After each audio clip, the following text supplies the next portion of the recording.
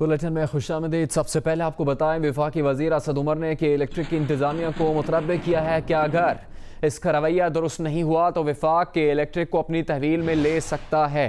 ये बात वजीर आजम की हिदायत पर गवर्नर हाउस कराची की लोड शेडिंग से मुताल्लिक इजलास के दौरान कही गई। गवर्नर सिंध ने कहा कि इलेक्ट्रिक अपनी जिम्मेदारी निभाने में नाकाम रहा, कि इलेक्ट्रिक ने अपने सिस्टम की सलाहियत बढ़ाने के लिए सरमाया नहीं लगाया। वफाकी वजीर असद उमर ने कल से कराची में बिजली की गैर एलानी लोड शेडिंग के खात्मे का दावा किया है। वफाकी वजीर असद उमर की यकीन दहानी के बाद कराची में के इलेक्ट्रिक के खिलाफ PTI का धरना भी खत्म कर दिया गया है।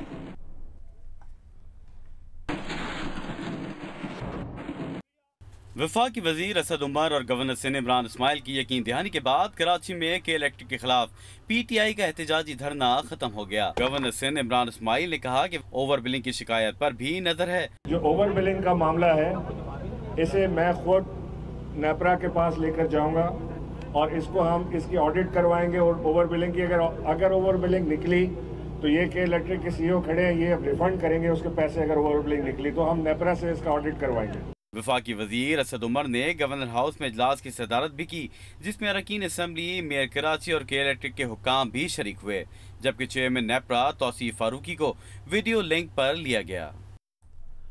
दूसरी जानिब जमात इस्लामी के तहत के इलेक्ट्रिक की लोड शेडिंग के खिलाफ शार फैसल पर एहतजाजी धरना जारी है। जियो न्यूज़ के नुमाइंदे तारिक अबुल हसन ने अमीर जमात इस्लामी कराची हाफिज नईम से इस हवाले से गुफ्तगू की। जी, शहर फैसल पर जमात इस्लामी के ज़ेर एहतमाम के इलेक्ट्रिक के खिलाफ धरना जारी है। कराची में बढ़ती हुई लोड शेडिंग और जो इजाफी बिल भेजे जा रहे हैं, इसके ऊपर जमात इस्लामी का शहर फैसल पर यह धरना जारी है। जमात इस्लामी के कारकुनों के अलावा अवाम की भी एक बड़ी तादाद धरने में शरीक है। जमात इस्लामी कराची के अमीर हाफिज नईमुर रहमान हमारे साथ मौजूद हैं। एक ऐसा इदारा है जिसने कराची के लोगों का जीना आराम कर दिया है। लोड शेडिंग, ओवर बिलिंग, तेज मीटर का चलना, कौन कौन सी ऐसी चीजें हैं कि जो हमारे ऊपर मुसल्लत नहीं होती। हमारा मुतालबा अब तो सीधा सीधा यह है कि इनका लाइसेंस कैंसिल किया जाए। और अभी आपको बताएं, असद उमर ने यह तो कह दिया कि कराची में लोड शेडिंग की जिम्मेदारी वफाकी हुकूमत पर आयद नहीं होती, लेकिन जियो न्यूज़ के नुमाइंदे सैफुर रहमान की तहकीक के मुताबिक पता चला है कि इलेक्ट्रिक ने जनवरी में ही पाकिस्तान स्टेट ऑयल को जून में फर्नेस ऑयल की ज़रूरत के बारे में लिखा था। इस खत को ना PSO और ना ही वजारत तवानाई ने संजीदगी से लिया। PSO ने अप्रैल और मई में के इलेक्ट्रिक से फर्नेस ऑयल की ज़रूरत की तस्दीक भी की, लेकिन फिर 2 जून को के इलेक्ट्रिक को बताया कि फर्नेस ऑयल नहीं मिल सकता, क्योंकि हुकूमत ने फर्नेस ऑयल की दरामद पर पाबंदी लगा दी है।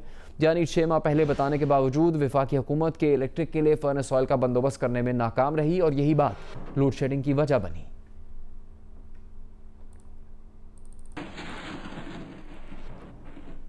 जंग ग्रुप के बानी मीर खलील रहमान की साहबजादी और editor in chief Mir Shakeel Rahman की बहन आज 11 जुलाई को लंदन में इंतकाल कर गई। मीर शकील रहमान की बहन कैंसर के मरज में मुब्तला होकर लंदन के एक अस्पताल में ज़ेरे इलाज थी। याद रहे कि तकरीबन 3 माह पहले मीर खलील रहमान के साहबजादे और मीर शकील रहमान के भाई जंग ग्रुप के पब्लिशर मीर जावेद रहमान भी इंतकाल कर गए। मीर शकील रहमान इन दिनों 34 साल पहले खरीदी गई निजी प्रॉपर्टी के मामले पर करप्शन के झूठे इल्जामात में 3.5 माह से नैब की कैद में है। मुशीर इत्तलात खैबर पख्तूनख्वा अजमल वजीर ओहदे से फारिग कर दिए गए। फैसला इश्तिहारी एजेंसी के नुमाइंदे से अजमल वजीर की कमीशन लेने के मुबैना ऑडियो टेप लीक होने के बाद किया गया। जियो न्यूज़ ने अजमल वजीर और इश्तिहारी एजेंसी के नुमाइंदे की मुबैना ऑडियो हासिल कर ली है।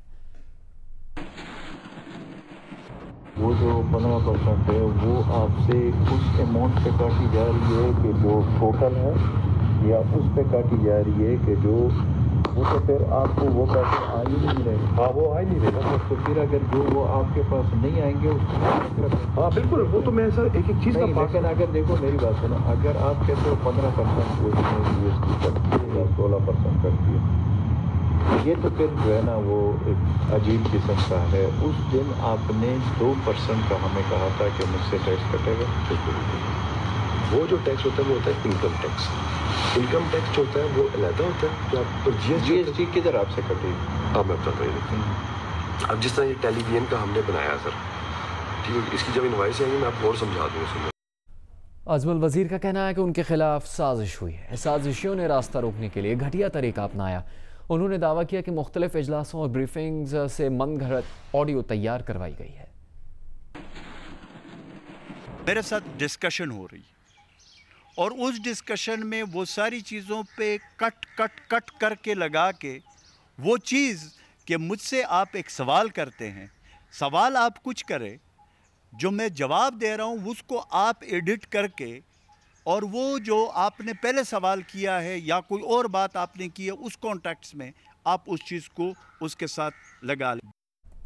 वफाकी वज़ीर इत्तलात शिबली फराज का कहना है कि वज़ीर आज़म इमरान खान ने अजमल वज़ीर को हटा दिया है। हुकूमती वज़रा पर कड़ी नज़र रखी जाएगी। इमरान खान की जानिब से किसी को छूट नहीं मिलेगी। जिस वज़ीर के खिलाफ कोई सबूत हुआ उसके खिलाफ सख्त कार्रवाई की जाएगी।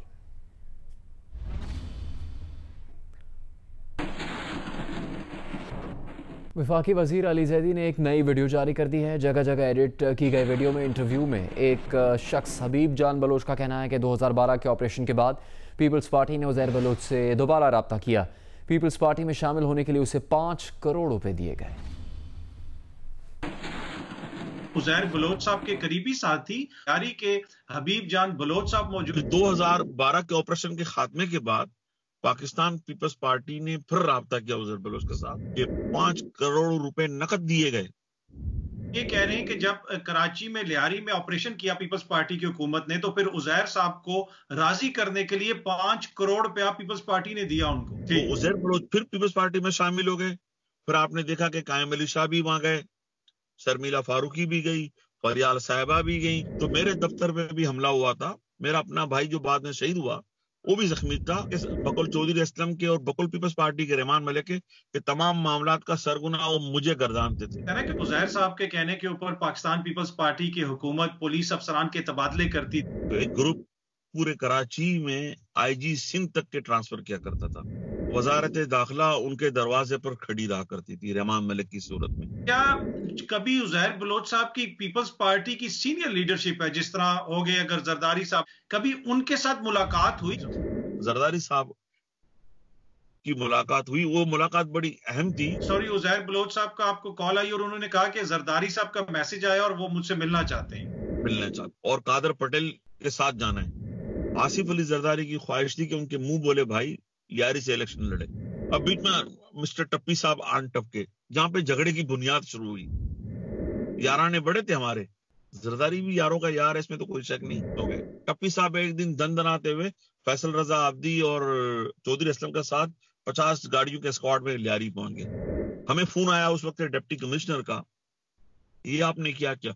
मैंने कहा सर कराची के बलोच मुत्तहद हो रहे हैं। ताल्लुकात कब खत्म हुए उज़ैर के पीपल्स पार्टी के साथ? जब हुकूमत खतरे में आ गई। पीपल्स पार्टी के रहनुमा सईद गनी ने अली ज़ैदी पर वार करते हुए कहा कि एक बयान में अली ज़ैदी ने शाहज़ेब खानज़ादा के शो में कहा कि उज़ैर बलोच की PTI में शमूलियत की दावत का GIT रिपोर्ट से पता चला। लेकिन अली ज़ैदी 2014 में खुद फ़ख्र से खबर जारी कर चुके हैं जिसमें हबीब जान समेत लियारी के कई अफराद की तहरीक इंसाफ में शमूलियत का जिक्र किया गया था। अली ज़ैदी चवल नहीं महा चवल हैं। वो इसी तरह अली ज़ैदी के झूठ बेनकाब करते रहेंगे। अली ज़ैदी ने चंद रोज़ पहले जियो न्यूज़ के प्रोग्राम आज शाहज़ेब खानज़ादा के साथ में कहा था कि उन्हें उज़ैर बलोच को तहरीक इंसाफ में शमूलियत की दावत से मुतालिक GIT रिपोर्ट से पता चला था। उज़ैर बलोच को तहरीक इंसाफ भी अप्रोच करी थी कि पार्टी ज्वाइन कर लो, आप तो कराची में थे, आपको पता होगा किसने किया अप्रोच? मैंने ये पहली दफ़ा GIT में ही पढ़ा था। तो अब बताएं, अगर ये GIT दुरुस्त है, एक एक बात अगर इसकी दुरुस्त है, तो आपकी पार्टी ने क्यों अप्रोच किया था उज़ैर बलोच को ज्वाइन करने के लिए? नहीं तो पूछे ना सुप्रीम कोर्ट में बुला के उज़ैर बलोच को। अपनी पार्टी से तो आप पूछ लें, जुल्फ़िकार मिर्ज़ा से नहीं पूछ सकते, अपनी पार्टी से तो पूछ लें। हुकूमत में था ना, मैं सिंध हुकूमत में हूँ। वज़ीर आज़म इमरान खान ने काबीना के अरकान समेत आला ब्यूरोक्रेसी पर वाज़ेह किया है कि अब ब्रीफिंग का सिलसिला ख़त्म किया जाए और कारकर्दगी दिखाई जाए। जो कारकर्दगी दिखाएगा वो उनकी टीम में रहेगा, वरना घर जाएगा। वफाकी वज़रा, सेक्रेटरी समेत ब्यूरोक्रेसी और इदारों के सरबराहान को उनके काम की बुनियाद पर जांचा जाएगा। वज़ीर आज़म ने गंदम के मुतवक्के बहरान से निपटने के लिए पंजाब हुकूमत को सरकारी गोदामों में पड़ी गंदम फौरी मार्केट में लाने का हुक्म देते हुए कहा है कि ज़बानी जमाखत से काम नहीं चलेगा।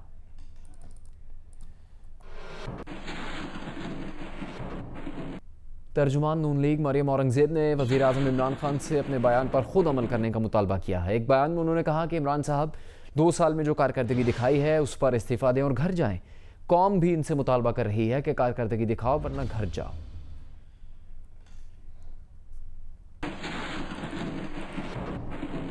वफाकी वज़ीर इत्तलात शिबली फराज का कहना है कि पाकिस्तान और करप्शन इकट्ठे नहीं चल सकते। ये अब किस्सा पारीना है।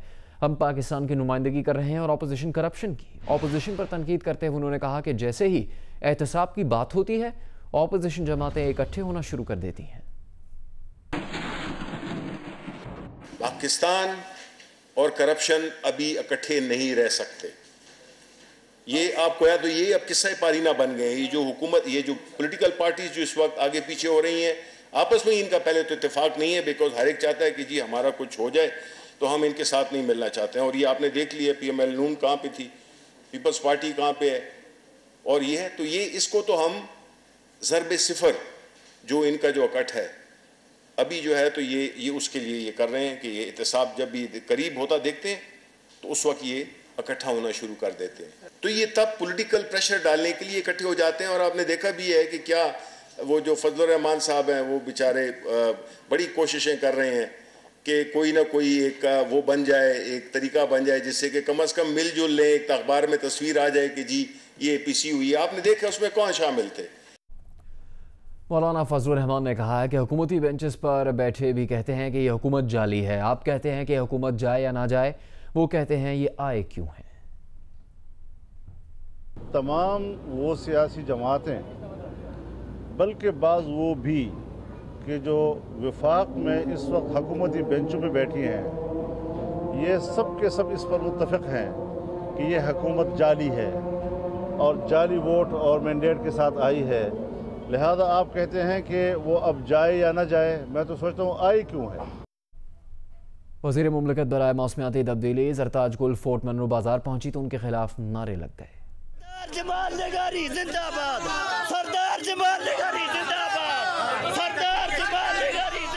ज़रताज गुल ने बताया कि उनकी गाड़ी पर पथराव भी किया गया। वो ओछे हथकंडों से डरने वाली नहीं, उनका मुकाबला जागीरदाराना निज़ाम से है। उन्होंने इल्ज़ाम लगाया कि अवैस क़ज़ारी ने अपने इलाके में उन पर हमला करवाने की कोशिश की।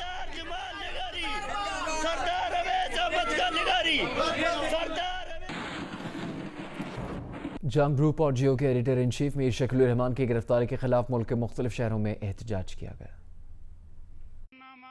रावलपिंडी ऑफिस के बाहर मीर शकीलुर रहमान की गिरफ्तारी के खिलाफ एहतजाज किया गया। एहतजाज में सहाफती तंजीमों, सियासी जमातों और सिविल सोसाइटी के नुमाइंदों ने शिरकत की। शुरा ने मीर शकीलुर रहमान की गिरफ्तारी की मजम्मत करते हुए शदीद नारेबाजी की।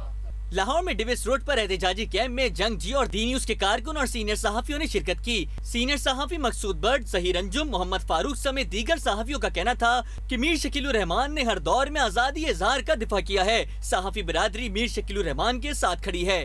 पेशावर में मुजाहिरीन ने मीर शकीलुर रहमान की गिरफ्तारी को बिला जवाज करार देते हुए कहा कि मीर शकीलुर रहमान को सच बोलने की सजा दी जा रही है। क्वेटा की जंग बिल्डिंग में एहतजाज किया गया। मुजाहिरीन का कहना था कि मीर शकीलुर रहमान को पाबंद सलासल रखने का कोई जवाज नहीं है। शुरा ने मीर शकीलुर रहमान की फौरी रिहाई का मुतालबा किया।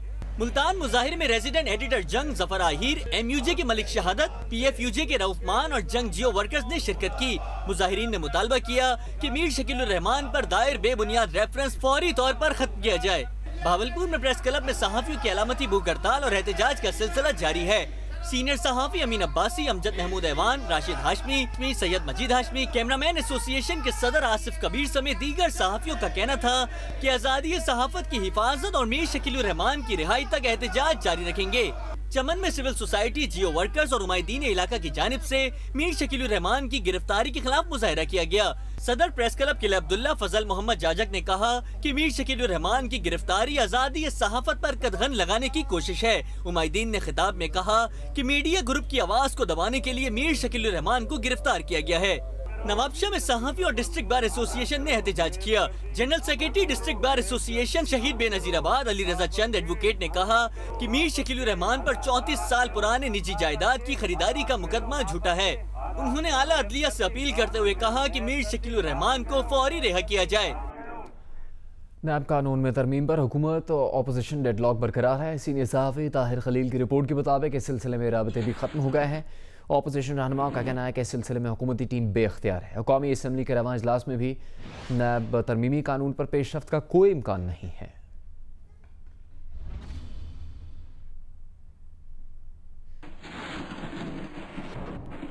खैबर पख्तूनख्वा हुकूमत ने PTM रहनुमाओं के खिलाफ खाड़कमर चेक पोस्ट पर हमले का मुकदमा वापस लेने की दरख्वास्त अदालत में जमा करवा दी है, जिसमें कहा गया है कि सूबाई हुकूमत मौजूदा सूरत हाल के तनाजुर में और कौमी मफाद में ये केस वापस लेना चाहती है।